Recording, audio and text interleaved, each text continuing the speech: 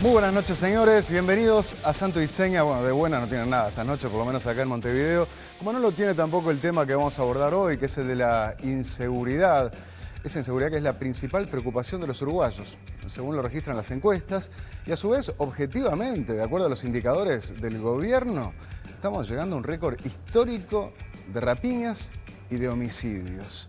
De eso vamos a hablar esta noche, donde además, como telón de fondo, estamos en un año preelectoral en medio de un tiroteo entre Fiscalía y Ministerio del Interior, con el nuevo Código de Proceso Penal como telón de fondo y el gobierno que ya quiere modificarlo. Y mientras tanto los uruguayos lo miramos incrédulos y obviamente con ese sentimiento de indefensión y frustración, porque claramente la policía no puede con los delincuentes y cuando puede, en muchos casos estos gozan de beneficios inauditos. Es por eso que a partir de este momento, vivir con miedo, una ley blanda para delincuentes cada vez más duros, en nuestro Santo y Seña.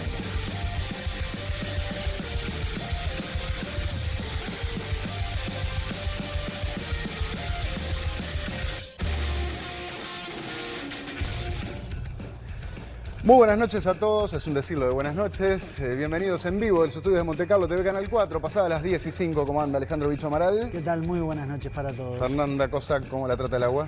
Muy bien, por suerte. Bueno, muchas cosas tenemos en el programa de hoy. Justo vamos a hablar de la inseguridad cuando acaban de meter en cana al que quiso afanar al hijo del ministro Bonomi, ¿no? 8 meses le digo. 8 meses. Pero bueno, más allá de ese tema, el miércoles pasado también tuvimos un informe tétrico cuando hablamos de esas casas de salud o depósitos de viejos, ¿no?, como le dimos en llamar. Y justamente a partir de ese informe que trajo mucha cola, de las irregularidades constatadas en las inspecciones, tanto del Ministerio de Salud Pública como del MIDES, bueno, las autoridades consideraron que debido a la gravedad de las denuncias que volcamos en el programa y lo que ellos pudieron ver, presentaron una denuncia penal contra esos hogares. Denuncia penal que en estos momentos se encuentra en Fiscalía.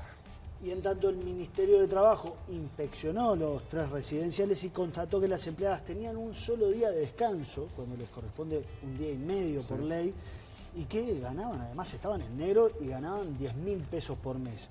Bueno, ahora el médico propietario de los residenciales le dijo que iban a pasar a estar en caja, van a ganar 18.000 pesos por mes y van a tener el día y medio libre ese legal que les corresponde. Esto, a ver, por no hablar de los golpes, de las amenazas que, como nos contaban en el informe pasado, sufrieron algunas de esas funcionarias porque, claro, los dueños habían descubierto que ellas habían registrado con sus celulares las cosas que pasaban ahí adentro, imágenes que pudimos compartir con ustedes. Sí, y también desde el programa los dueños del residencial cambiaron muchas cosas de las condiciones, trajeron colchones nuevos, limpiaron todo, acondicionaron los ambientes y a las funcionarias también, que las hacían comer media hora en la calle, ahora tienen un salón de descanso con microondas, con sillas, con cafetera, todo mucho mejor. O sea, se pusieron las pilas. Es trabajar en Google ahora. Y estas son las cosas que genera el programa, ¿no? Claro, esto se hace público y entonces, nos pueden cerrar, ojo, ¿no? Porque más allá de las inspecciones, y hay que ver cómo termina todo esto,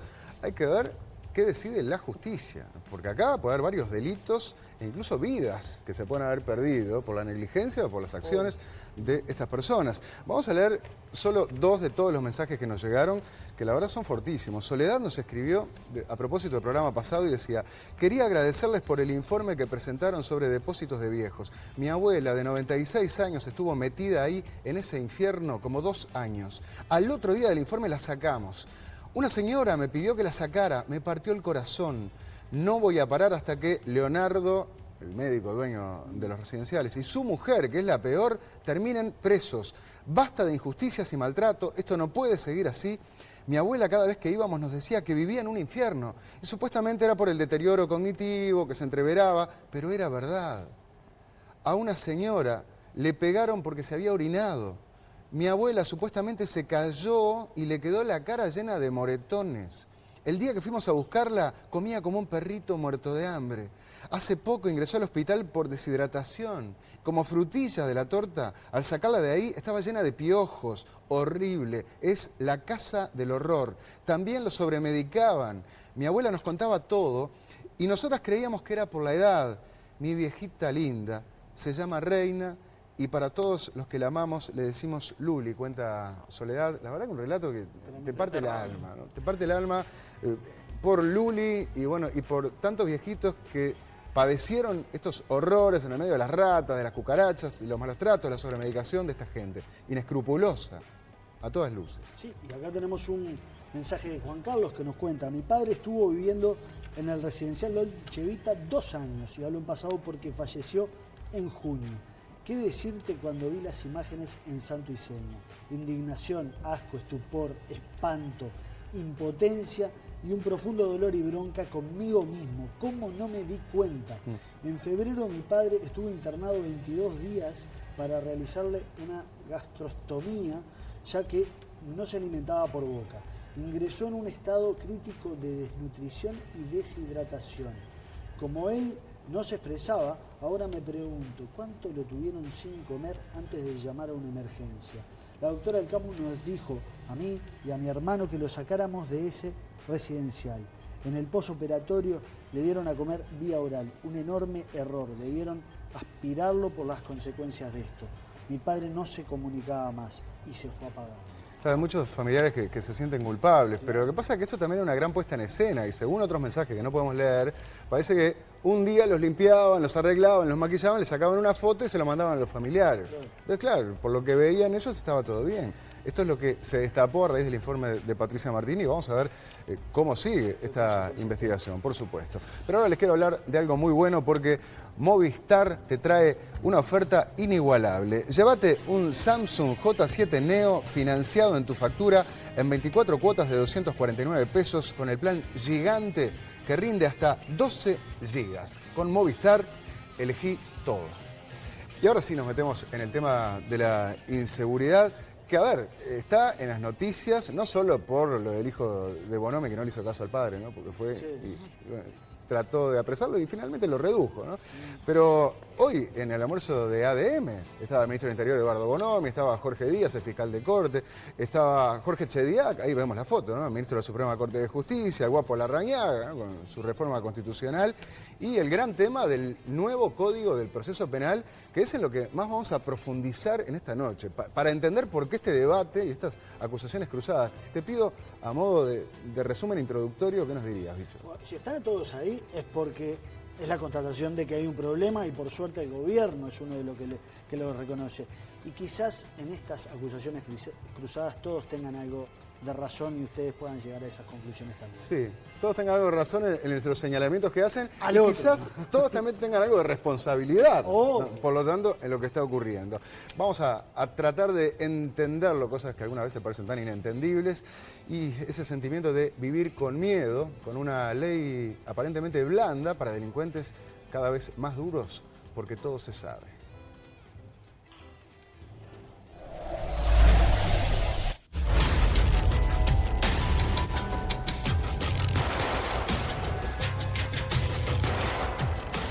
Hace ya casi 4 años, cuando Tabaré Vázquez era candidato a su segunda presidencia, hizo una promesa bastante arriesgada. Hoy podemos comprometernos a frenar el crecimiento de las rapiñas y en 5 años reducir el número de los hurtos y rapiñas en un mínimo de un 30%.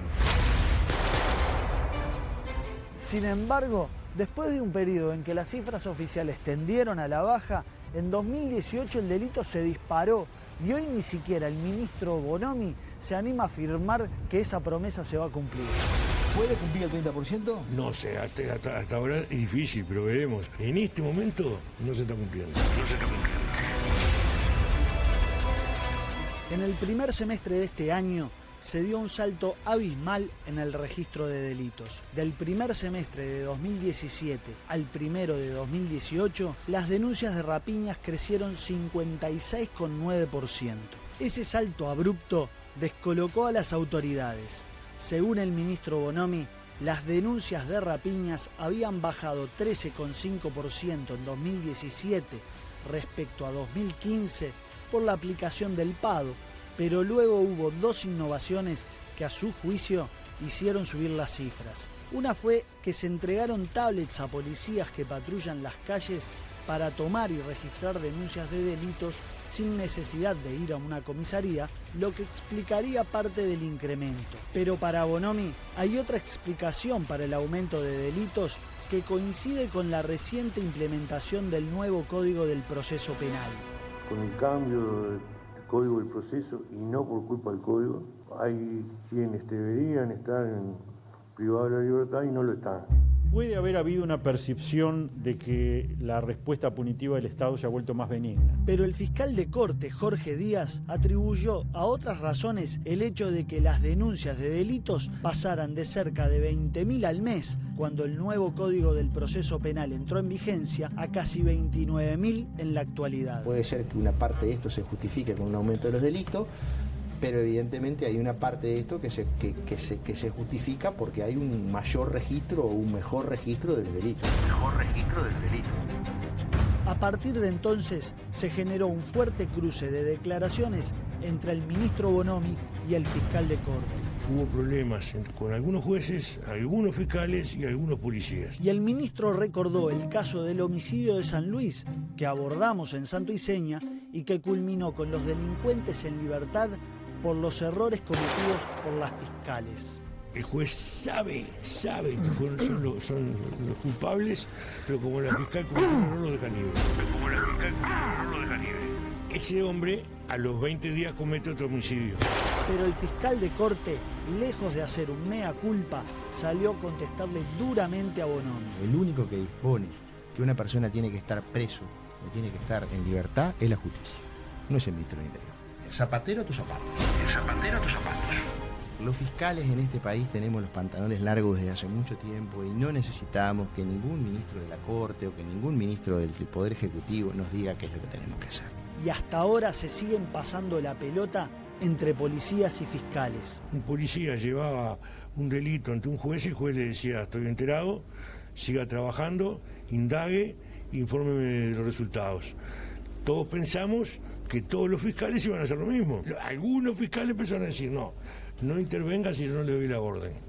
Y si la policía detenía a algunos, se los llevaba a la fiscalía, no, yo no dije nada, quedaba en libertad. A veces, por la propia presión que tiene el policía de que tiene que salir y aclarar rápidamente el hecho, hace que bueno, en el apuro diga, tenemos que detener ahora. Bueno, no, lo que tenemos que decir nosotros a la policía, y es lo que le decimos todos los días, que en realidad tenemos que detener cuando tenemos la evidencia. A todo esto, para el ex fiscal penal Gustavo Subía, que inició una carrera política y se postulará como candidato al Parlamento por el Partido de la Gente que lidera Edgardo Novic, el problema sí radica en el nuevo Código del Proceso Penal. Se hizo un sistema de libertades, de prisiones preventivas, de libertades anticipadas, de suspensión condicional del proceso, pensando que nosotros éramos Disneylandia, que la gente era buena, que la gente, después que el juez le dijera: mire que usted está procesado, esa persona iba a quedar en libertad 8 meses sin delinquir. La gente que se dedica a esto no es buena, sigue delinquiendo. El subsecretario del Interior coincide con que el nuevo código es benigno, lo que incidió en el incremento de los delitos. Un aumento de la violencia en el país con la implementación de un código que es más benigno. Los códigos de procedimiento penal no son ni benignos ni malignos, en todo caso son más o menos garantistas. Eso nos da una combinación que es terrible, que es el aumento de la violencia y la delincuencia en la calle, con una sensación de impunidad por parte de los delincuentes, que la policía los detiene y al otro día están sueltos. El sistema, en algunos casos, no prevé ningún tipo de prisión preventiva. Suspensión condicional del proceso es un mecanismo que le da tanta ventaja al delincuente, se le imponen medidas sustitutivas a la prisión, no va un solo día a prisión, y si el delito es de una mínima menor a 3 años, por lo tanto las tentativas de rapiña te ingresan en ese instituto, el individuo se va para la casa, cumple con alguna medida de esas que no son pena, y luego inclusive queda sin antecedentes. El individuo, ¿qué dice? Esto es un guille. Después tenés el proceso abreviado en cuanto a que te disminuye la pena. E incluso ahora mandan modificaciones porque no solamente te disminuye la pena, sino que podías pedir la libertad, incluso después que llegabas a un arreglo con el fiscal. Una vergüenza. Alguien estaba mirando para otro lado cuando se estaba escriturando el código. El proceso abreviado consiste en un arreglo donde el delincuente reconoce el delito y el fiscal le reduce la pena sin necesidad de sustanciarse un juicio. Y hoy es por lejos el instrumento más usado por los fiscales. El fiscal hoy tiene dos caminos. El camino fácil, que es rebaja, rebaja, rebaja, rebaja, o el camino difícil, que es un juicio ordinario complejísimo. Si el fiscal está descansado o hay el número suficiente de fiscales, el fiscal dice, tranquilo, elijo el corto o elijo el largo. Hoy los fiscales, y a mí me pasaba, están obligados a elegir el camino corto, que es el de rebaja, rebaja, rebaja. ¿Por qué? Porque hoy, antes un fiscal tenía 80 casos en el despacho y hoy un fiscal tiene 1.200, 1.500 casos. ¿Y qué es lo que termina produciendo eso? Delincuentes que se benefician de los pocos fiscales que hay. Delincuentes que se benefician de los pocos fiscales que hay. Se quiso hacer esto con chauchas y palitos, con los mismos fiscales de siempre. El propio fiscal Díaz dijo, hace unos pocos meses, se necesita un 500% más de fiscales. Explotó en la cara ese diseño nacional, subieron los delitos enormemente y hoy los delincuentes le tienen el gustito asumido de este nuevo Código de Proceso Penal y saben cómo operar. De repente agarran a un delincuente por un delito y en ese juicio abreviado, en esa negociación entre el fiscal y los abogados defensores, ¿se le puede imputar otro delito de menor pena? Puede haber variaciones en la tipificación. ¿Eso es legal? Y el concepto de legalidad es lo que la ley manda, yo diría de que no, pero ha habido tolerancia al interpretar el código. Un tipo comete una rapiña, son 4 años mínima, negocia por hurto y es una mínima. Porque la ley habilita que la tipificación haya elasticidad. Beneficio, beneficio, beneficio. Salí antes, quédate afuera, no cumplas nada. Te rebajo, te vuelvo a rebajar porque además vienen en combos las rebajas. Te rebajan por el instituto del proceso abreviado y cuando te rebajaron la pena después te aplican otro mecanismo que se llama libertad vigilante intensiva, una rapiña completita, con arma, con amigotes, con disparos incluso, te puede dar 6 años, 6 años y medio. Por proceso abreviado le bajás 1/3, de los 6 años pasás a 4, a 4 y medio. ¿Pero qué le aplicás ahí? Por eso te digo combo. Le aplicás el otro beneficio, se llama libertad vigilada intensiva. Y como es menor a 5 años, puede irse para la casita. Por esta forma indirecta de permitir descuentos si se va a determinadas modalidades que el código permite, allí puede estarse dando esa percepción de benignidad que usted me dice. El incremento de delitos no solo se dio en rapiñas, sino que los homicidios aumentaron 62%. Lo cierto es que los asaltos y las muertes comenzaron a expandirse por todo el país y en particular desde el interior empezaron a llegar noticias alarmantes. Aquí en Toledo ha habido crímenes muy violentos. Los vecinos están cansados de la creciente inseguridad y muchos viven con miedo. Por eso, algunos se han organizado para enfrentar a los delincuentes y para reclamarles medidas concretas al gobierno. Hace poco, un mes y medio más o menos, le pegaron 4 tiros a un chacarero y estuvo agonizando 29 días en un CTI y se murió. A las 7 de la mañana yo sentí unos gritos ahí. Dijo, alto policía, abre la puerta, ya. Sentí que abrían la puerta del cuarto, empujaban la puerta. El tipo estaba empujando la puerta y estaba parado ahí que quería matar a mí y a mi esposo con el revólver. Tenían a mi hijo amenazado con el revólver. Sí. Acá, en la cabeza. Mi esposo le tiró un tiro al ladrón para salvar a mi hijo. A mi esposo le tiraron un tiro de la escopeta, 4 tiros. Acá en el estómago, en la parte del hígado, todo el cuerpo. Mi esposo estuvo en el CTI, yo fui con él el mismo día, estuvo en el coma. Un martes murió, asesión. Después que murió el hombre, le vinieron a copar a la señora y a los hijos nuevamente. Después vinieron cuando me saltaron, que me empuñalaron a mí, la cabeza, la espalda. ¿Eran los mismos? Son los mismos. Entraron, me pegaron a mi hijo, le amenazaron a mi hijo. La ataron, le pegaron la cabeza, me dice, dame la plata o si no te mato, yegua. Dame la plata o si no te mato, yegua.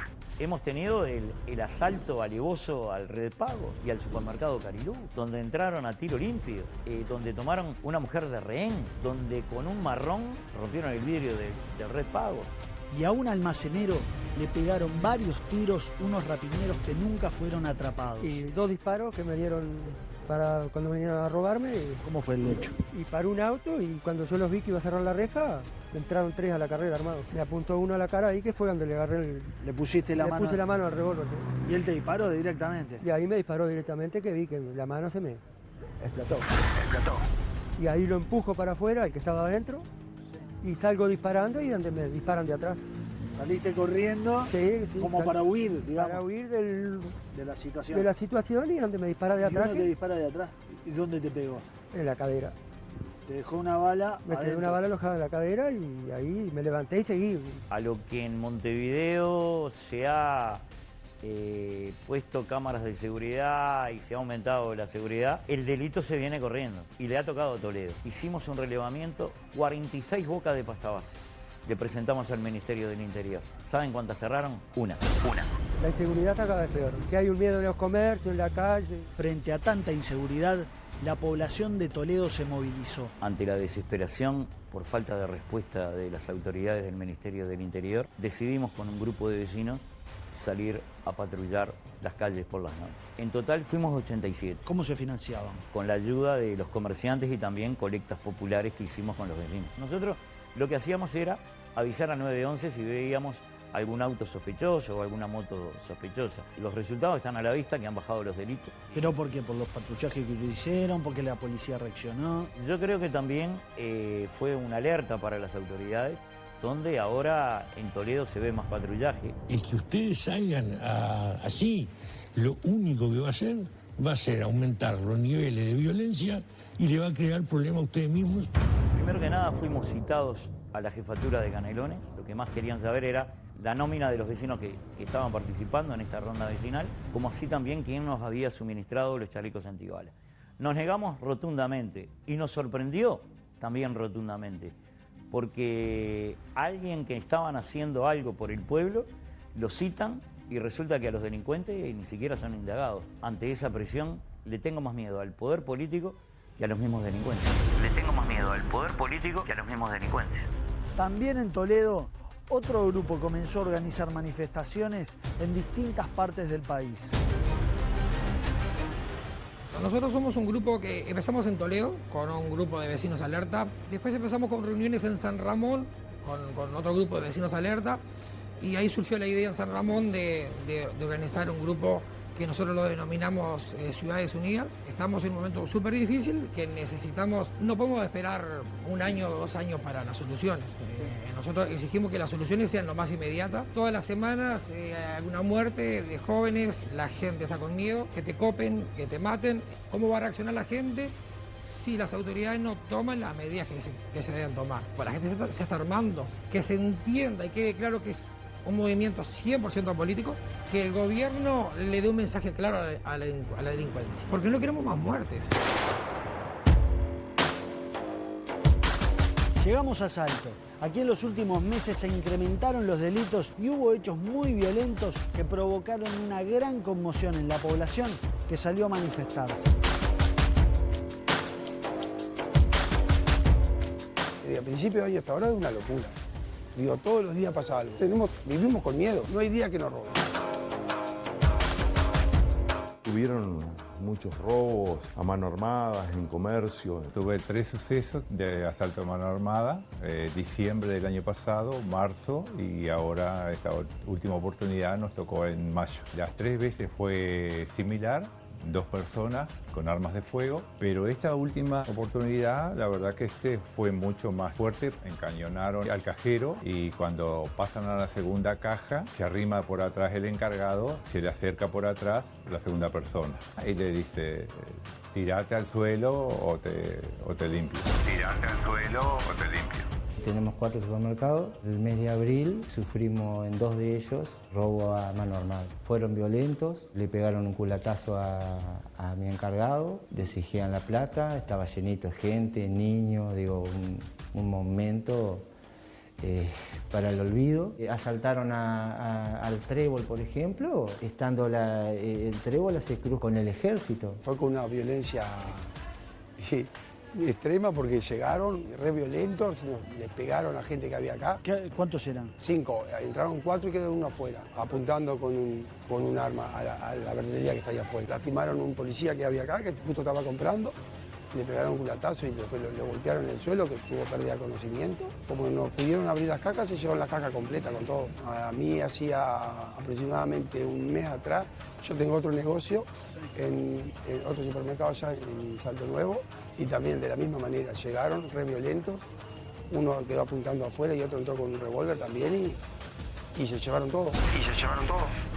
Y también en Salto hay copamientos que antes casi ni se daban. Entraron en mi casa mientras estaba durmiendo. Era de madrugada. ¿Por dónde entraron? Por la ventana de la cocina. ¿Por una reja? Sí, tomaron los cuchillos de la cocina, los dos más grandes y filosos que tengo. ¿Vos estabas durmiendo? ¿Entraron a tu cuarto? Entraron a mi dormitorio, sí. ¿Vos no te despertaste? No, gracias a Dios ¿Y no. qué te sacaron de ahí? De ahí me sacaron los championes y el celular. Estaba también mi hijo.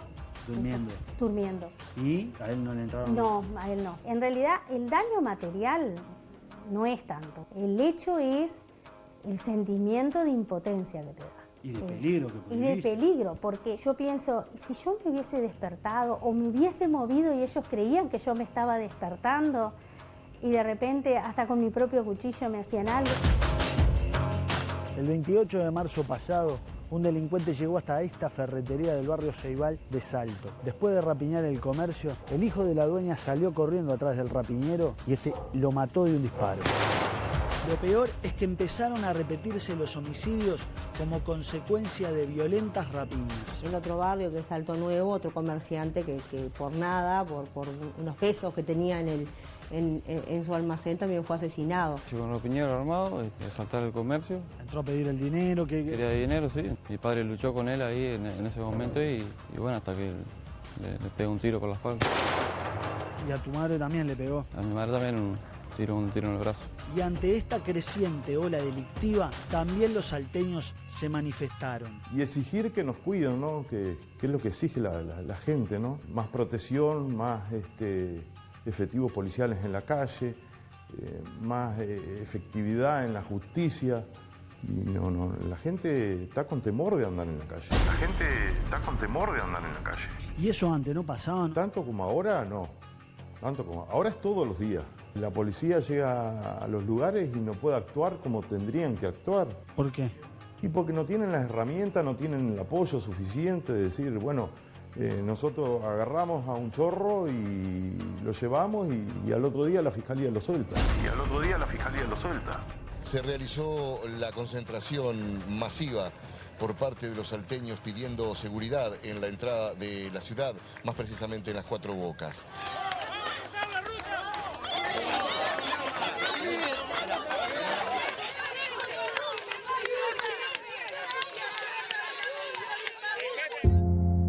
A fines de mayo, los vecinos organizaron un enlentecimiento de ruta a la entrada de Salto que convocó a miles de personas y como consecuencia de ello, las 3 diputadas del departamento, 2 frente amplistas y una colorada, se juntaron para elevarle un planteo conjunto al ministro Eduardo Bonomi.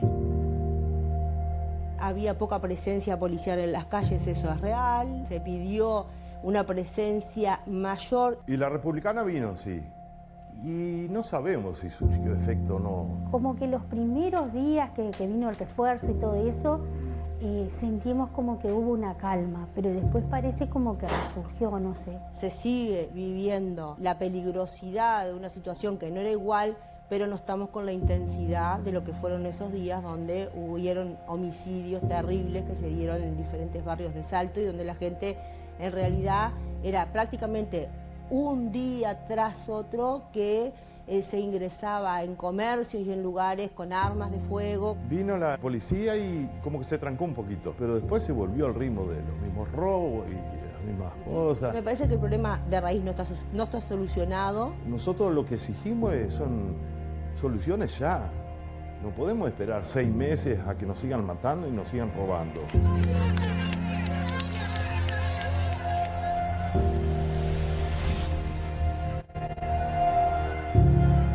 ¿Cómo cambian los tiempos, no? Ahora esta inseguridad es innegable. Antes, hace unos años, era manija, era la sensación térmica, ¿te acordás? Ahora ya está, lo reconoce el propio gobierno. Tenemos un ministro del Interior del Frente Amplio que dice, no, hay que meternos en cana. Sí. El primer gobierno de Vázquez era vamos a liberarlo, ¿se acuerdan? La ley humanización carcelaria. Pero el tema es que hay que meterlos en gana, pero hay que agarrarlos primero. Porque más allá de la discusión jurídica, esto me lo decían varios operadores, acá lo fundamental es que el chorro se la juega porque sabe que es muy difícil que lo agarren. Y bueno, si me toca perder, como dicen ellos, me tocará. Ahora, cuando toca perder, puede ganar. Como veíamos con estas herramientas que existen en este nuevo código, ustedes dirán, esto es de locos y ya vamos a profundizar, pero el juicio abreviado es lo que más se aplica hoy.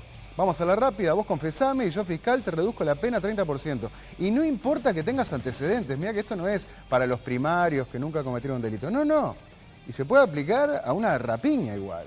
Ni que hablar de la suspensión del proceso. Se extingue el delito. O sea, no te queda una mancha, no te queda un antecedente. Así hayas cometido, por ejemplo, un hurto con penetración domiciliaria, entras a la casa a afanar, por ejemplo. El fiscal puede hacer eso, suspender el proceso, acá no pasó nada y te vas para tu casa. Son herramientas que depende de cómo se usan, puede terminar en cosas inconcebibles. Y bueno, en medio de todo esto, en estas horas tuvimos un nuevo tiroteo entre la Fiscalía y el Ministerio del Interior, ¿no? Sí, tuvimos más de uno. El primero se produjo el lunes porque el Ministerio del Interior informó a través de sus cuentas en redes sociales que una ladrona que robaba coches en Ciudad Vieja y Centro había quedado libre por un error de la Fiscalía o por decisión de la Fiscalía. Y estaba filmada, ustedes vieron los videos de la ladrona, ¿no?, rompiendo la puerta de los autos. Pero ¿qué pasa? Ayer la Fiscalía salió a desmentir al Ministerio del Interior y dijo que la mujer sí fue presa, ¿no? Y le dio con un caño al Ministerio del Interior. Vamos a ver un párrafo nada más de este documento oficial de la Fiscalía de Corte, que de manera contundente dice lo siguiente: lamentamos profundamente la utilización de información parcial, desactualizada e inexacta por parte de las cuentas oficiales de un organismo estatal, o sea, está hablando del Ministerio del Interior, para generar descrédito en la actuación de los fiscales y en el sistema de justicia todo. O sea, que está acusando a la Fiscalía del Ministerio del Interior de tener la intención de generar descrédito en la ciudadanía. Sí, después el Ministerio del Interior terminó reconociendo que era un error. Bueno, y ayer hubo otro golpe enérgico de los fiscales al ministro Bonomi, sin nombrarlo, en un comunicado firmado por 80 fiscales en que le salieron al cruce en forma muy dura. Claro, los fiscales dicen, vos, a ver, no nos eches la culpa a nosotros, por lo menos no de manera genérica. Es verdad que algunos se mandan, como vimos en el caso de San Luis, metidas de pata imperdonables, pero dicen que expresan nuestro enfático y absoluto rechazo hacia la creciente tendencia de ciertos jerarcas públicos de adjudicarnos responsabilidades directas. Sí, es que si bien Bonomi ha expresado la salvedad que son algunos y no todos, bueno, no deja pasar la oportunidad para pasarle factura. Sí, le pasó factura con el tema de las explosiones y robos a cajeros automáticos, lo hizo la semana pasada en el Parlamento. Sí, lo mandó al frente hace una semana en el Parlamento, fue a dar explicaciones por esas explosiones de los cajeros y en determinado momento dijo que la policía había detectado a una banda de chilenos que había llegado al Uruguay, pero como las fiscalías departamentales actúan en forma descoordinada, bueno, en determinado momento no habían podido obtener una orden de captura, la Fiscalía lo habían delegado para agarrarlos. Lo terminaron agarrando de otra manera después, pero ahí tuvieron un problema. Y se está hablando de una posible solución que podría venir por el lado de fiscalías de alcance nacional, para que sobre un mismo caso, una misma banda, no actúe un fiscal de un departamento y otro departamento tenga un criterio distinto. Sí. Una de las tantas cosas que se quieren revisar y en las que vamos a profundizar después de la tanda, donde, entre otras cosas, bueno, estuviste en Las Piedras, donde hay una movilización de asesinato en las últimas horas también, en Minas, por supuesto, y bueno, y otras voces como la de Guapo Larrañaga, esta reforma constitucional que está proponiendo, y cómo el gobierno quiere ahora reformar este flamante código del proceso penal. Todo lo vemos en unos minutos porque todo se sabe.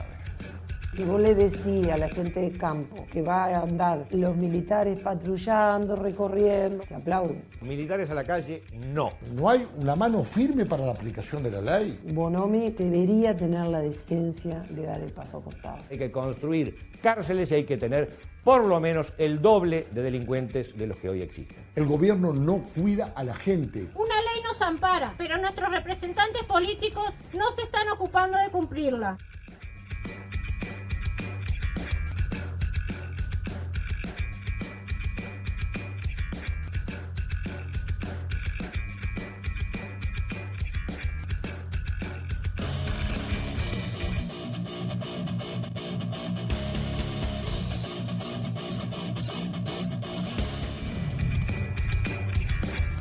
Seguimos con más Santo y Seña en vivo, son las 11 menos cuarto pasadas, explotando las redes sociales con el tema de la inseguridad. Vivian, por decir uno, dice, nunca pensé tener miedo cuando voy al súper, cuando salgo a caminar, cuando voy en auto y paramos en un semáforo, me han apuntado con un arma, me han arrancado la cartera, bueno, y así más. Pero antes queremos recomendarles Acompaña. Para cuidar a tu familia, confía únicamente en profesionales. No hay otra empresa en que todos sus acompañantes sean enfermeros. Padres e hijos, sin límites de integrantes, pagando una sola cuota por todos. Míralo, Acompaña. Cuando alguien muy querido cae enfermo, se lastima, tu único objetivo es darle apoyo, darle estima. Como Acompaña no hay, es el único sistema que entiende tu dilema. Créeme, no es igual. Padres e hijos sin límite de integrantes todo el año, una sola cuota por todos. Como Acompaña no hay, enfermeros que te cuidan, te lo digo, es otra cosa. Acompañanos ahora a la segunda parte de este informe de vivir con miedo, obviamente como vivimos los uruguayos, por motivo de la inseguridad. Y el miedo, obviamente, que decíamos que tiene un correlato real, que es la cantidad de denuncias, y también esa subjetividad, ¿no? Cómo se siente cada uno, y se puede medir. Sí, a nivel subjetivo, las encuestas dicen que, o sea, 0%, un 0% dice que está muy bien la seguridad. Y sí, bueno, ¿quién diría? Nadie, ¿no? Nadie dice muy bien. Y después... Un magro 7% y un 2% dicen que está bien o neutral. Después, bueno, una abrumadora mayoría dice que el 91% está mal, lo que a Factum le da que se puntúa sobre 100, 8 puntos la seguridad. O sea, 8 sobre 100 es la imagen que tiene la gente, es muy bajo. Sí, bajísimo. Ahora, por supuesto, ¿no?, que si uno compara con hace unos años y la lectura es mejor. Mira, acá tenemos una gráfica de la evaluación retrospectiva y prospectiva de la seguridad. Hace 15 años, la puntuación que hoy es 8, era 72, según la opinión de la gente. Pensándolo hoy, o sea, con nostalgia de el tiempo pasado, o sea, que se valoraba mucho mejor cómo estábamos antes y también se cree que dentro de 3 años puede mejorar, no al punto de lo que estaba antes, pero que algo mejor va a estar. Ojalá, esto puede pasar por que se aceite este mecanismo con el nuevo código, las modificaciones al código que se van a hacer, la reforma constitucional que está proponiendo el guapo Jorge Larrañaga. Y a propósito, ¿qué ambiente hay para que se vote y se llegue al plebiscito? Bueno, según la encuesta de mayo de Opción Consultores, casi 3 de cada 4 uruguayos, o sea, muchísimo, consultados dijeron que apoyarían la idea de que los militares salieran a la calle y apoyaran a la policía. 74% lo estamos viendo, sí. De acuerdo, en desacuerdo un 22%, no saben o contesta un 4%. A ver, esto si se juntan las firmas necesarias, 200 y pico mil, se somete a plebiscito para que vote la ciudadanía y basta con que la mitad más uno esté de acuerdo para que se reforme la Constitución y se permita esto de los militares, entre otras cosas que vamos a profundizar en esta segunda parte de nuestro informe sobre vivir con miedo, porque todo se sabe.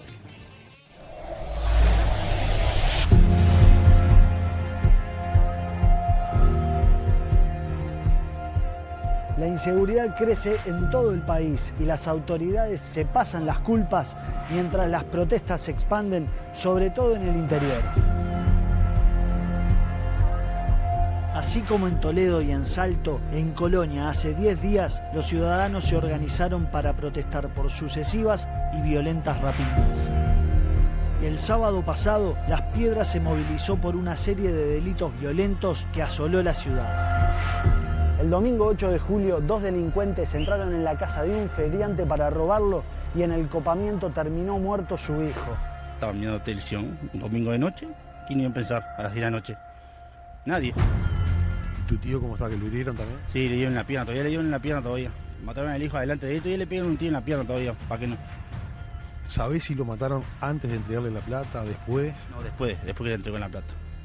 ¿Sabés si intentó defender, si intentaron algo? No, apareció, estaba justo descansando, apareció del dormitorio y cuando se asomó a la cocina le pegaron, de así nomás, a quemarropa, nomás nada.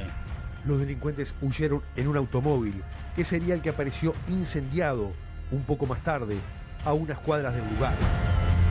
A partir de ese crimen, los ciudadanos de Las Piedras se organizaron y se congregaron en esta multitudinaria manifestación en reclamo de justicia y de seguridad.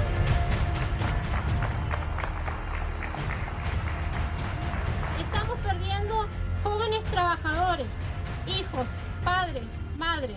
Una ley nos ampara, pero nuestros representantes políticos no se están ocupando de cumplirla. Queremos justicia para las víctimas. Queremos que velen por nuestra seguridad. No queremos que nos sigan quitando lo que es nuestro derecho. Queremos vivir tranquilos. Aquí en Minas, en los primeros meses del año, enfrentamientos entre bandas rivales terminaron en algunos crímenes que sacudieron a la ciudad y la intendenta Adriana Peña llegó a pedir el patrullaje de los militares. Teníamos una guerra de narcotraficantes que hacía que se mataran uno y después la vendetta del otro y después la vendetta del otro, con el peligro consiguiente de que pudiera matarse a alguien que nada tenía que ver con esa guerra. Un día tuvimos un hecho bastante horrible, que fue que anduvieron los tiros frente a la terminal de ómnibus en pleno verano. La justicia tiene que tener instrumentos legales para poder actuar, porque la justicia actuaba. Ahí se estaba fallando del Parlamento. Porque si uno va y le entra a la casa de una persona, y entras una vez y tenés un sobre de droga, entras la segunda vez y tenés un sobre de droga, entras la tercera vez y tenés un fajo así de papeles de 20 pesos o 50 pesos. ¿Ustedes qué trabajan? Hay una serie de cosas y de indicios y de cosas que podían llevarlo para que lo pudieran poner preso, pero a su vez el fiscal y el juez tienen los instrumentos para ponerlo preso 3 meses, 6 meses, 1 año, cuando en realidad quien es narcotraficante, a mi entender, es un asesino. Está asesinando gente, porque si está agarrando gente que los está llevando a algo que puede llevarlo a la muerte, es un posible asesino.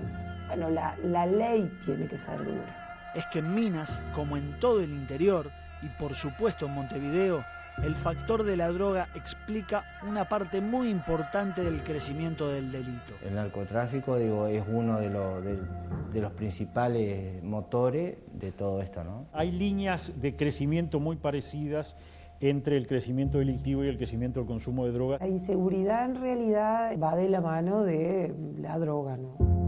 De hecho, en Salto impacta la cantidad de bocas de droga, muchas de ellas refugiadas entre los asentamientos de la ciudad, que en los últimos años se multiplicaron y hoy hay 27.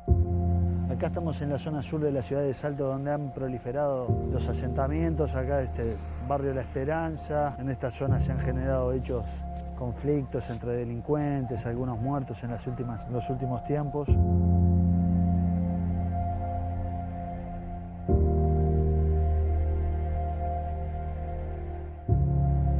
Países que han tenido éxito lo que han hecho es reforzar la respuesta punitiva del Estado puntualmente en la lucha contra el narcotráfico, incluso de los microtraficantes. Lo que tenemos es la situación que en Latinoamérica es regional, es verdad, de que las tasas delictivas lo único que hacen es aumentar. Ahora, ¿en todo el mundo es así? No.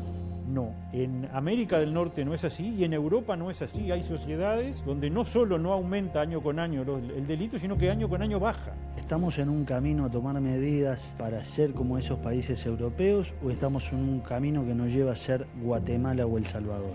Y el escenario futuro es un tema como El Salvador, Guatemala. El Estado se vea superado, la gente de poder crea su propia respuesta y capacidad y seguridad. Y bueno, vamos a barrios enteros cerrados. Decir Guatemala o El Salvador en los índices delictivos es como decir Francia campeón del mundo. Estamos hablando de los países que lideran los rankings de delincuencia. El otro día, a 20 metros de la Plaza Matriz, vi una muchacha, toda la cara lastimada, una flacura extrema, con un grado de abstinencia y de necesidad de droga brutal, caminando un frío hacía, descalza, yendo y viniendo, 5 metros como no había visto nunca, en plena Plaza Matriz. La gente durmiendo en la calle. Eso yo lo vi en Guatemala hace años y lo vi en Montevideo y quedé totalmente azorado. Y esa es los países que la Llera dice que vamos a terminar. Tendríamos que multiplicar por 10 la situación actual para estar en la situación de esos países. Vos habías pedido que los militares salieran a patrullar. En cosas puntuales, que auxilie a la policía y que nos ayude también a combatir la delincuencia, ¿no? Bueno, pero si te mandaron si te mandaron del Ministerio del Interior efectivo de la Republicana y se solucionó el problema, alguien podría pensar, bueno, se soluciona con efectivo de la Republicana. Sí, pero ¿y cuántos hay? Yo creo que si vos le decís a la gente de campo que va a andar los militares patrullando, recorriendo, observando, se aplaude. La idea de que los militares cooperen con la policía en el patrullaje no es nueva, pero en democracia nunca se llevó a cabo. Por eso el senador nacionalista Jorge Larrañaga la incluyó en una propuesta de reforma constitucional para la que salió a juntar firmas. Una segunda fuerza con composición militar, pero con el ejercicio de funciones policiales. Si se puede formar a un policía en 6 meses, ¿cómo no se va a poder formar a un militar que ya tiene nociones en materia de armas, de seguridad, de jerarquía, de adiestramiento físico en funciones policiales? El propio Poder Ejecutivo reconoce que los militares pueden cumplir funciones de policía porque acaba de enviar, de hecho ya se aprobó en la Cámara de Diputados un proyecto de ley por el cual todas las Fuerzas Armadas, todos los militares de este país pueden cumplir funciones de policía en 20 kilómetros en la franja de frontera. De hecho funciona en España, funciona en Chile, funciona en Portugal, funciona en Holanda, funciona en Italia, funciona en muchos países del mundo. ¿No está establecida ya la posibilidad, facultada la posibilidad de que los militares participen? No, está prevista para mecanismos excepcionales, que además no creo que las medidas protas de seguridad, que ningún gobierno se anime a llevarlas adelante, donde el Parlamento termina siendo dueño de las medidas, más allá de que se argumente la ley de defensa. No, acá estamos hablando de una autorización por la gente en este librito, en la Constitución de la República. Nosotros estamos previendo que esta Guardia Nacional, esta segunda fuerza, tenga 2.000 integrantes. Sin embargo, el ministro Bonomi se opone a la conformación de esta Guardia Nacional. No estoy de acuerdo para nada. Tomamos el concepto de una fuerza especial y lo tratamos de llevar adelante con la Guardia Republicana. Aumentamos los efectivos hasta 1.500, tiene un armamento muy poderoso, tiene un entrenamiento muy fuerte. En todo caso, alcanza, si se cree que tiene que ser mayor, con aumentar los efectivos de la Guardia Republicana. ¿Militares a la calle? No. Yo no estoy de acuerdo con el patrullaje. Me parece que son formaciones absolutamente distintas. No creo que sea compatible. Tú tenés un balde que tiene muchos agujeros. Sos el pescador, es decir, sos el policía que pesca a los delincuentes. Metés el pescadito delincuente en el balde y el pescadito se te escapa por los 20 agujeros. Entonces, ¿qué haces? El policía dice al militar, ayúdame a pescar. El militar va a traer los pescaditos, los va a poner en el balde y se le van a volver a escapar. Entonces, no es cuestión de más pescadores, es cuestión de balde cerrado de agujeros. Podemos traer a los militares, podemos traer a brigadas de otros países a que nos auxilien, podemos traer astronautas o extraterrestres, y mientras sigan metiendo en este balde con agujeros, los pescaditos se escapan. Así que no estoy de acuerdo. Los agujeros son del sistema Los agujeros de justicia. son libertad vigilada intensiva, libertad vigilada, suspensión condicional del proceso, descuentos de proceso abreviado, todos los mecanismos para zafar. Pero además de los militares, la idea de Larrañaga incluye otras 3 propuestas. El cumplimiento efectivo de las penas para aquellos delitos extremadamente graves. No es posible una puerta giratoria en donde la gente percibe que la justicia no se cumple. El cumplimiento efectivo de penas yo lo vengo sosteniendo desde hace años. Es decir, si aplicás una pena, cumplila y no hagas los combos de rebaja. Sin perjuicio de ello, el Partido Nacional también participó en aceptar estas modificaciones que implican combos de rebaja. La pena de reclusión permanente revisable a los 30 años para situaciones realmente muy graves de violación, abuso, con posterior homicidio, lo que tiene que ver con el sicariato y los homicidas múltiples. Hizo delitos gravísimos, permiten los 30 años y 15 más, son 45. Eso es cadena perpetua. Y la última, permitir los allanamientos nocturnos. El allanamiento nocturno, el fundamento que tiene es que está impedido hacer un allanamiento en el hogar, que es un sagrado inviolable. Donde es un comercio, yo creo que el juez puede resolver que se puede allanar. Y no necesita cambio de la Constitución, sino considerar que lo que se está haciendo es un comercio ilegal y se puede allanar. ¿Es posible eso? Pero ningún juez se juega en la definición de una orden de allanamiento. No hay combate contra la droga ni contra la pasta base si no se permiten los allanamientos nocturnos. La propuesta de Larrañaga no es acompañada por otros líderes blancos, entre ellos Luis Lacalle Pou. El tema puntual es que si hoy se está incendiando una casa, nosotros no podemos llamar a los bomberos para dentro de 2 años. La reforma nuestra dentro de 2 años es reformar el gobierno, o sea, cambiarlo. Y ahí recuperar el mando político de las fuerzas policiales y decirle claramente a la delincuencia que se le terminó el recreo. Esta reforma constitucional no es para dentro de 2 años. Esta reforma constitucional es para dentro de 15 meses. Es para el otro día de la instancia electoral del año que viene. ¿Qué se propone como contrapartida? Cosas para el futuro. A partir del 1 de marzo del 2020, cuando incluso como ningún partido va a tener mayorías parlamentarias, va a haber que construir ley a ley en el Parlamento esas mayorías. Tengo la duda si el senador Larrañaga con esto está plebiscitando un proyecto o está publicitando su caudillismo. A veces las iniciativas se miran en función de quien las plantea. Y a mí me parece que eso no lleva a respetar a la gente. Esto que hacemos es lo único que hoy está como algo relevante, como propuesta frente a la gente. Y por eso la gente está firmando en todo el país, por encima de los dirigentes políticos, porque la gente está viviendo con miedo. Esto es real. Y cuando el ser humano vive con miedo, pierde la libertad. Y cuando el ser humano vive con miedo, pierde la libertad. Y tampoco desde el oficialismo. El presidente del Frente Amplio, Javier Miranda, calificó la propuesta como pésima y facilonga, típica de la derecha más conservadora. Y bueno, y la falla de gestión es de la izquierda más conservadora. Me produce perplejidad ese tipo de comentarios porque provienen de una fuerza política que, habiendo tenido 3 gobiernos para solucionar temas fundamentales para la vida de los uruguayos, no solamente no lo han conseguido, sino que la problemática se ha agravado. Es una falta de buena administración y de gestión de la izquierda más empedernida. Y mientras Larrañaga avanza en su recolección de firmas para reformar la Constitución, el gobierno impulsó en el Parlamento modificaciones al flamante Código del Proceso Penal. Una de las más relevantes refiere a delitos graves, así como de reincidentes y reiterantes. Se hicieron gárgaras diciendo: no queremos procesados sin condena en las cárceles. Ese sistema falló. Y hoy se manda un proyecto diciendo: queremos presos sin condena en las cárceles. Y ahora están volviendo con medidas más severas todavía y con menos garantías que las que tenía el Código Viejo. Se mantiene el principio del derecho a esperar el juicio en libertad, pero se vuelve preceptivo para el fiscal solicitar la prisión. A su vez, el proyecto del gobierno evita que en los acuerdos a los que se llegue entre la Fiscalía y la Defensa para determinados delitos, la pena sea menor a la mínima establecida en el Código Penal.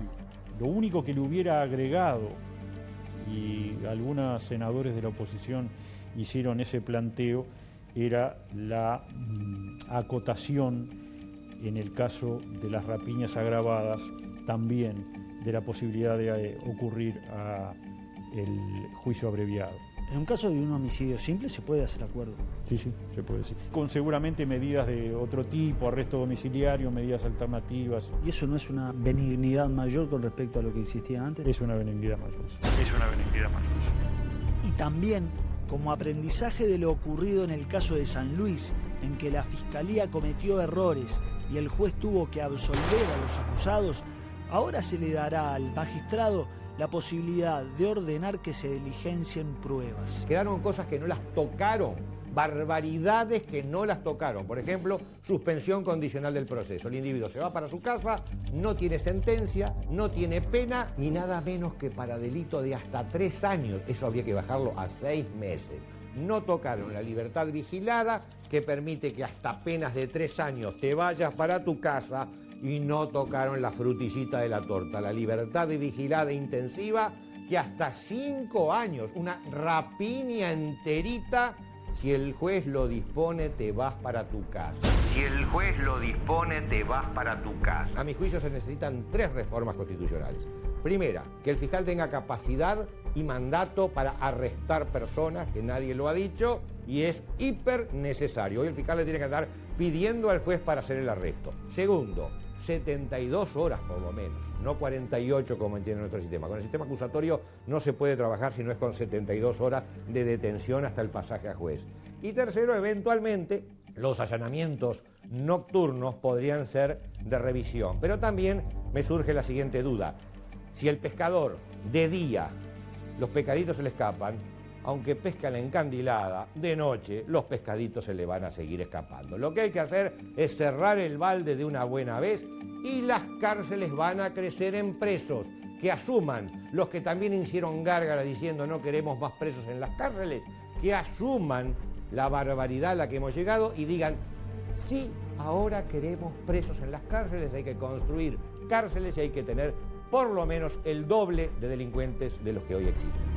Pero más allá de los cambios jurídicos, para la oposición el gran problema de la seguridad pública sigue siendo Bonomi. Bonomi debería tener la decencia de dar el paso a costado. Tienen una enorme incapacidad porque tienen una vincha ideológica que les tapa los ojos. No hay una mano firme para la aplicación de la ley. Y entonces tenemos lo que tenemos, esa lógica permisiva, tolerante, termina generando impactos tremendamente negativos en la sociedad uruguaya con un crecimiento del delito, y acá hay que enfrentar la delincuencia con determinación, con coraje, porque nos están llevando puestos, va ganando la delincuencia. El gobierno no cuida a la gente. Simplemente pedimos justicia y seguridad para todos. Muchas gracias.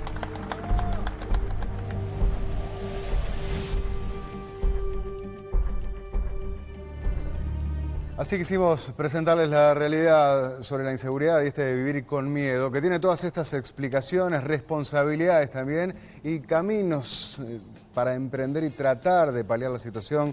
Obviamente, a nivel de la represión, hoy Bonomi lo decía en ADM, en el almuerzo, ¿no? Se precisan más policías. Sí, que se rompió la ecuación entre cantidad de policías y delincuentes. Y lo tendrá que hacer el próximo gobierno, pero entonces se planificó mal, porque hace años que viene siendo gobierno. Faltó visión, claramente. Renunciar a Bonomi, renunciar que se vaya, será la solución, bueno, es un factor. Y después, como decía, subía, cerrar el balde de los agujeritos. Todos esos instrumentos de los cuales puede verse beneficiado un delincuente, algunos se están cerrando. Justamente el gobierno está enviando el proyecto del que hablábamos para modificar el código que durante años se estuvo manejando y ya meses después quieren tapar algunos agujeros, por ejemplo, que en el juicio abreviado, que es el que más se usa, que por lo menos, si se le da el beneficio del 30% de descuento de pena al delincuente, que por lo menos se cumpla la mínima que el delito tiene en el Código Penal. Para determinados delitos, pero para rapiña no. En el proyecto del gobierno, como veíamos, la rapiña queda excluida, o sea que le podés aplicar un descuento y el rapiñero, que es uno de los delitos que más duele, puede salir en libertad antes de la pena mínima de 4 años, que es la que marca el código. Puede salir a los 3 o a los 2 y algo. Todo esto tiene una sola conclusión, que es que se necesita que haya más delincuentes presos. Y hay que buscar la forma para hacerlo y que no siga bien. Y después viene otra pata, Eso ¿no? para bajar la delincuencia. Y después la otra pata. Hay otras patas. ¿Qué haces con los presos? ¿Qué haces ¿no? con los ¿Y cómo lo presos? tratás para que cuando salgan no sean peores? Y cómo no generar delincuentes, la pobreza y todo eso. Pero hoy se necesita bajar el delito mandando presos a los delincuentes. Nos tenemos que ir a la tanda y justamente vamos a hablar de estos temas de actualidad. Los repasamos con nuestras santas noticias y Pablo Fernández viene con novedades de las internas, con sus señas políticas, porque todo se sabe.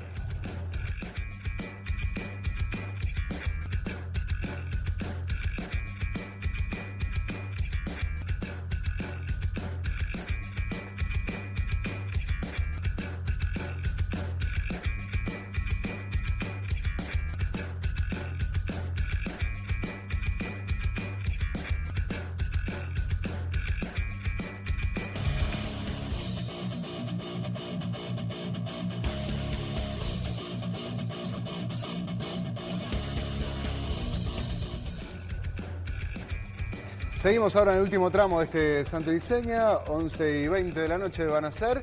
Vamos justamente hablando de la inseguridad, uno de los temas del momento, a repasar lo más importante ocurrido en los últimos 7 días con nuestras santas noticias. Bienvenidos a estas politizadas, hipercandidateadas, futbolizadas, heladas y santas noticias. Santas y polémicas educaciones. ¡Qué semanita!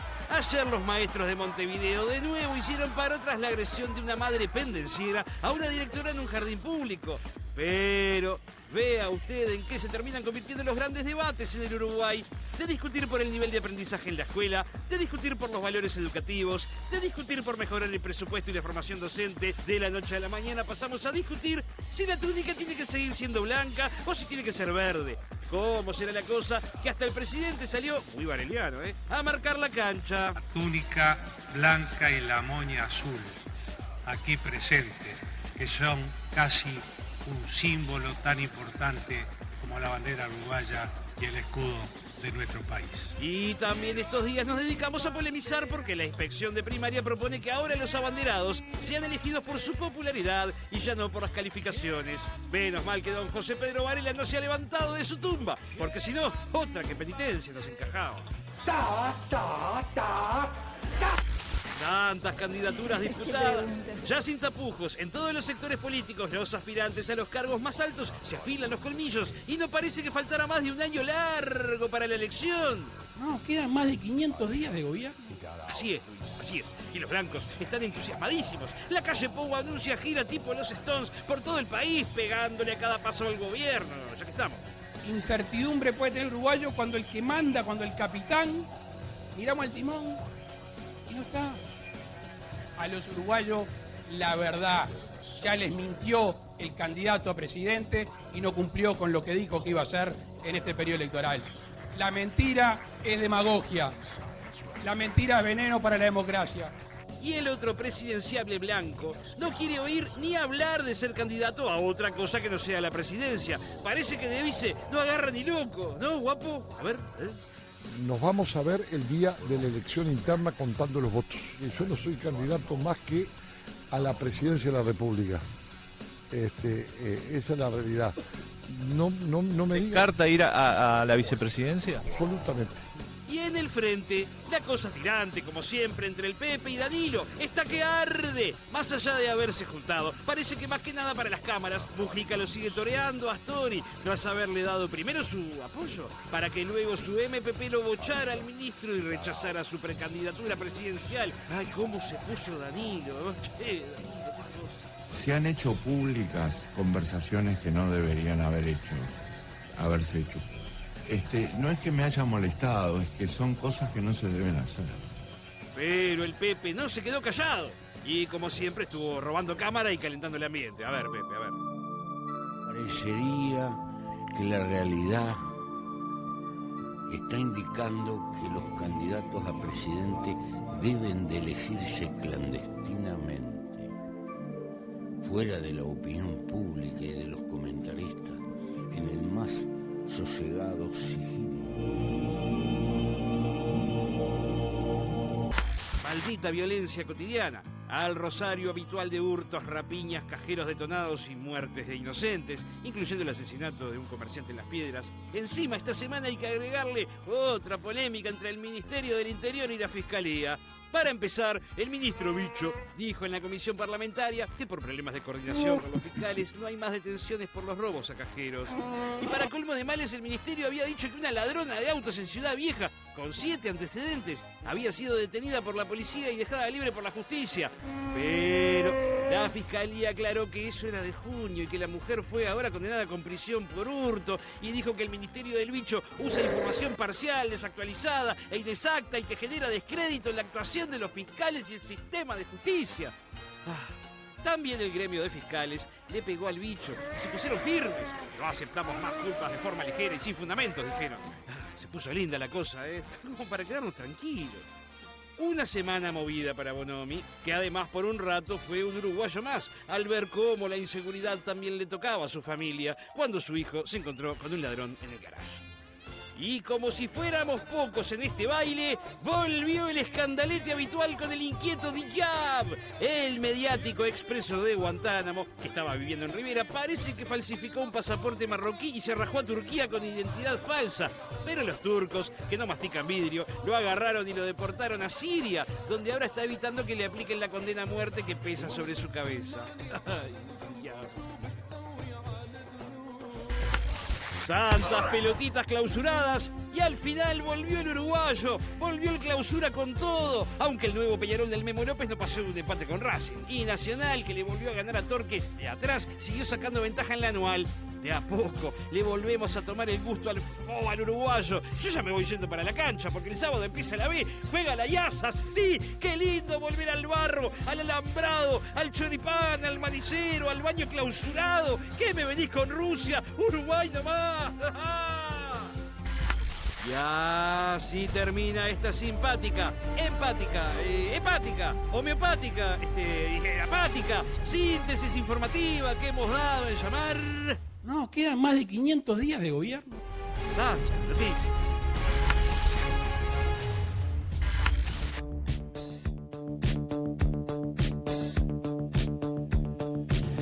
Y veíamos que bastante picada está la cosa a nivel político. Lo vamos a analizar con Pablo Fernández en nuestras señas políticas. ¿Cómo andás, Pablo? Buenas noches, Nacho.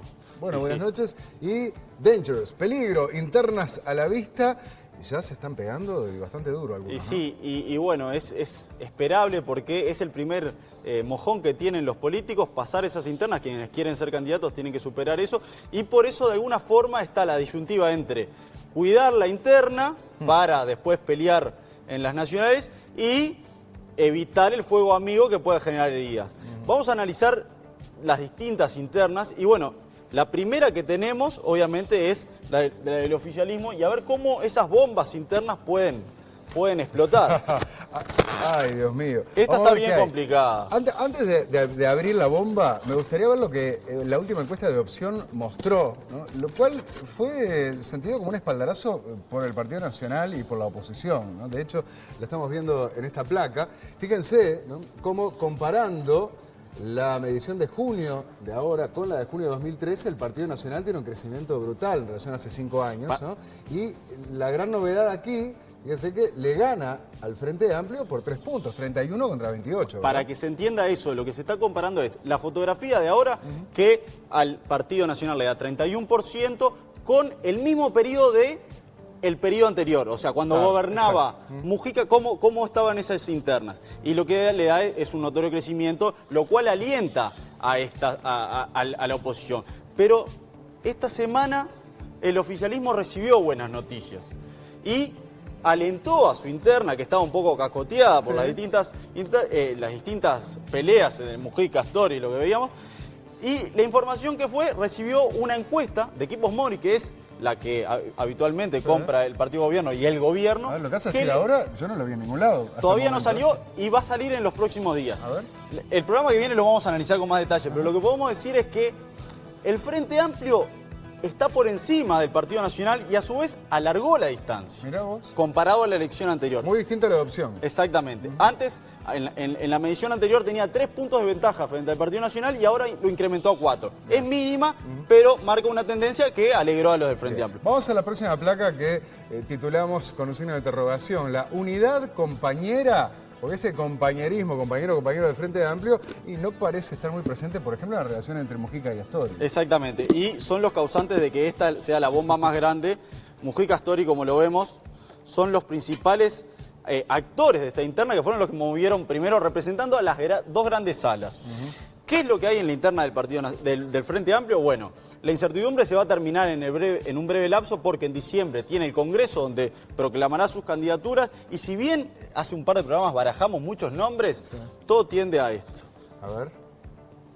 Carolina Cose y Daniel Martínez. Daniel Martínez y Carolina Cose son los números que son puestos, las digamos. cartas que hoy están dando. Incluso tienen análisis de opinión que le dicen que esos son los dos mejores para combatir la interna. A ver, analizando interna por interna, está claro que tanto en el Partido Independiente como en el Partido de la Gente está cantado y no hay mucha puja allí. Mieres y Novik, ¿verdad? Exactamente. Eso es lo que vemos en la otra placa, donde es la interna que, digamos, en este caso la bomba no tiene mecha. Es una bomba sin mecha porque quizás aquí lo que se va a pujar es quizás para robar dirigentes, ¿no? Para incrementar ese sector. Pero no tiene interna. Novik va a ser el candidato del Partido de la Gente y Pablo Mieres el del Partido Independiente. Un dato, Pablo Mieres está incorporando al Partido Independiente figuras importantes. Novik ya lo hizo con Subía y Mieres está con el fiscal y Mieres está tratando de hablar con ex frente amplistas. El nombre que anda en la vuelta es el ex dirigente astorista, que fue mano derecha de Astori, el ex asistente político... ¿Paterrey? No. No. ¿Quién? ¿Astorista? Astorista.